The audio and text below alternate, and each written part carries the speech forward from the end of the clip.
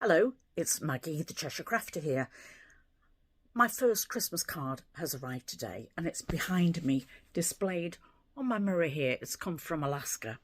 I thought I'd share with you some of the Christmas card designs I've made this year in order to give you some ideas. Now, I make cards and sell them for charity, but I also like to maintain contact with my friends and family over the years, and I always send a handmade card round to them. Some I post for people I see, like my neighbours. I post them through the letterbox. That way I can get away with making large cards and really indulge myself with my own designs without having to pay the postage. So in this video we're going to look at some ideas using stamping, embossing, using pre-purchased kits and decoupage using napkins. So I hope I've given you a few ideas to go and do your own. Let me show you some of my designs and then some of the ideas I've had this year.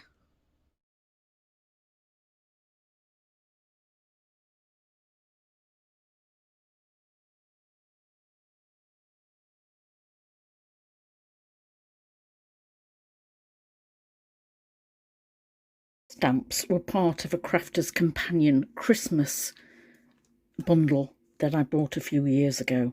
Now, Christmas cards don't go out of date, they don't go out of expiry date, and even this year I've sold some cards in a style that I made 2, maybe 3 years ago.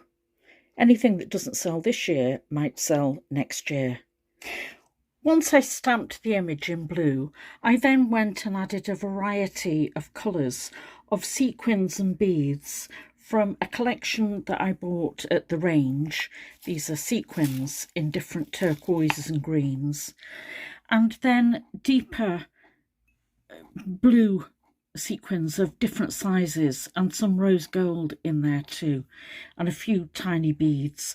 I've glued those on very securely with Pinflair glue, bookbinding glue, which I find is the most secure for any bits. When I sell these, I say that they're unsuitable for children under 3 because of the choking hazard. And then I've added a small sentiment, a die cut sentiment that I glued on with a glue pen. And the sentiment comes from the dies by Phil Martin by Creative Expressions from this pack. I've had this pack many years and they come out every year. If they're still available, I recommend that you get it. I paid £11 for this and I've had many years of use out of this pack. So I'm going to do a simple stamped image on the inside. To do a stamped image, I need to place the card upside down on the inside, put the magnets in to hold it in place.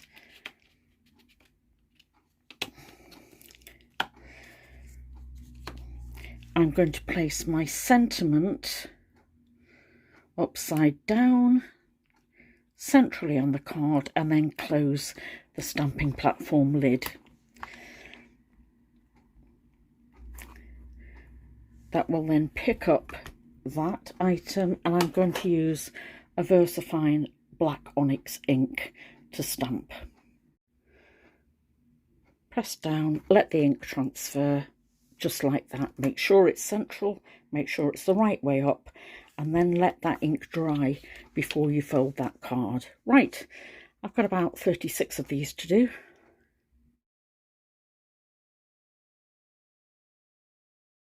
For a larger card, this is 6 by 6, it's important to get a larger font and a larger sentiment. Keep the sentiment appropriate for the card, but make sure that you've got the orientation correct. I've done some that are flipped and open at the top.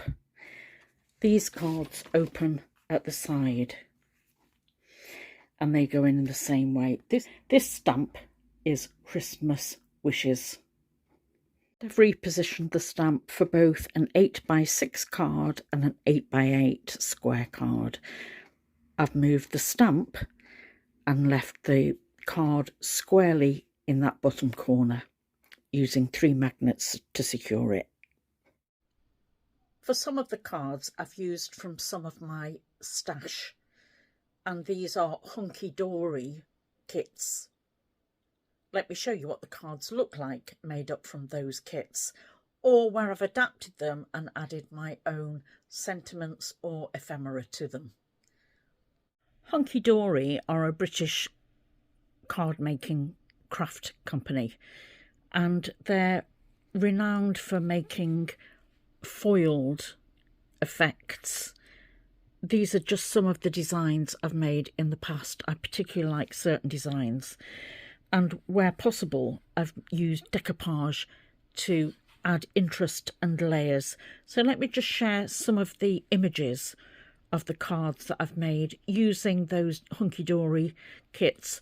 Some are from the past. This one is from this year's kit. And their cards really make a statement, and they glimmer. You can see the shimmer that you've got on that card. All I need to do is do a simple sentiment on the inside and marry them up with an envelope. From some of the card kits, I still have the matching inserts, and so I've added those in for people to write on. Using pearlised cardstock for sentiments and using diamante gems to emulate snow can lift an otherwise flat card.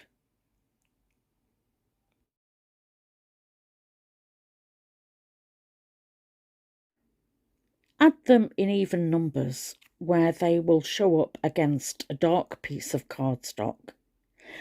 I've glued these on with a very strong Pinflair bookbinding glue. Make sure that your glue will dry clear. On the reverse of the card, I write "Handmade for You," which makes it quite generic. I write it in a silver or gold gel pen, depending on the colour of the foiling on the outside of the card, on the front of the card. Use cellophane to protect the cards, and I put them in packs of 2 or 3 with a similar theme. This one obviously is owls. This one is from our home to your home. And an unusual one of a boat. Reminds me of Cornwall, that one. Or the ever popular robin. Now, just adding simple ribbons and varying the design makes them different. These have raised funds for my local adult and children's hospices and for the neurotherapy centre in Chester, which helps people and their carers who are suffering from neurological diseases like multiple sclerosis or Parkinson's, or for people like me with ME. I'm more than happy to fundraise for them.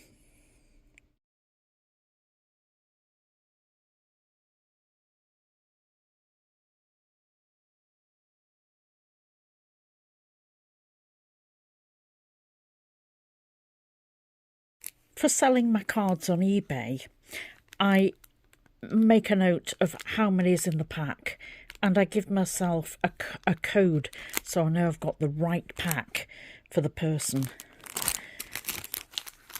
And I try and keep them as generic as I can. If I don't sell them, I can always use them myself. On eBay, they're advertised as raising funds for charity, and I put the profits, approximately 30% per pack, goes to a nominated charity of my choice. The beauty of selling on eBay is that eBay and PayPal do all the hard work. The charity doesn't have to actually handle the money, they just receive it directly.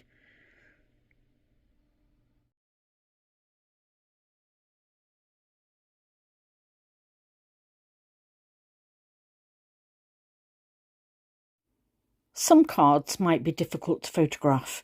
This is a good quality hammer white cardstock, and I've passed it through an embossing folder.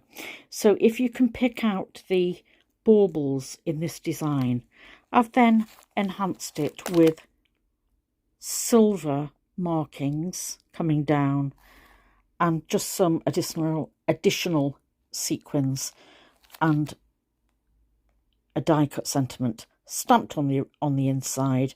Pack of cards ready to go.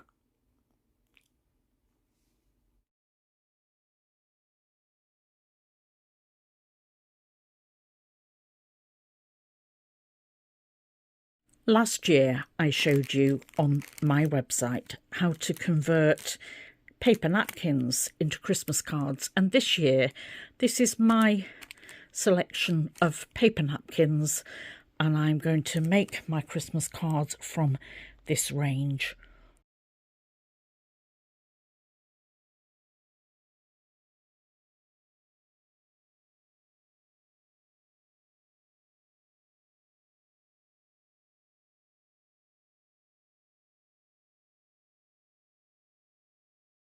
Each napkin has 4 repeating designs, and you can see that this is a mirror image of the one on the front. They're a good quality design napkin.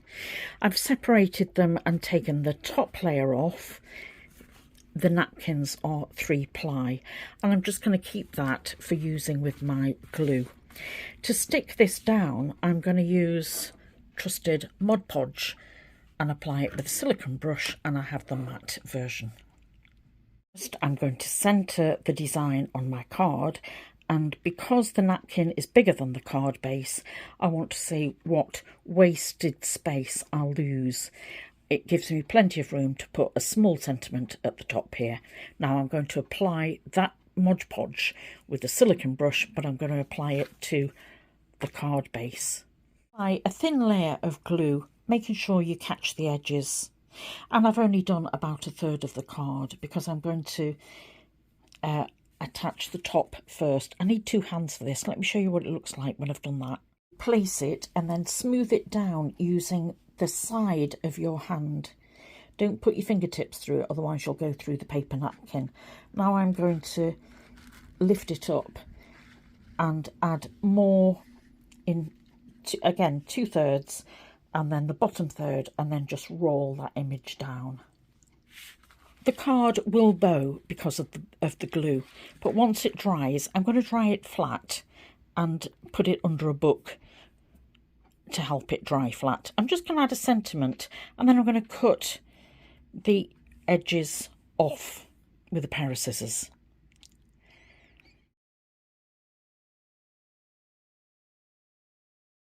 There's the card. All they now need is an internal sentiment, me writing handmade for you on the back, and an envelope. And then I need to put my friends' addresses on them and a stamp. Now for cards that have snow or a white background, I need a white card base. I must remember to do that. I don't want cream coloured or yellow snow. So I hope that's given you some ideas of cards to make for this holiday season. There might be more to come, but for now, this is Maggie, the Cheshire Crafter. Come back and see me soon, won't you? Bye.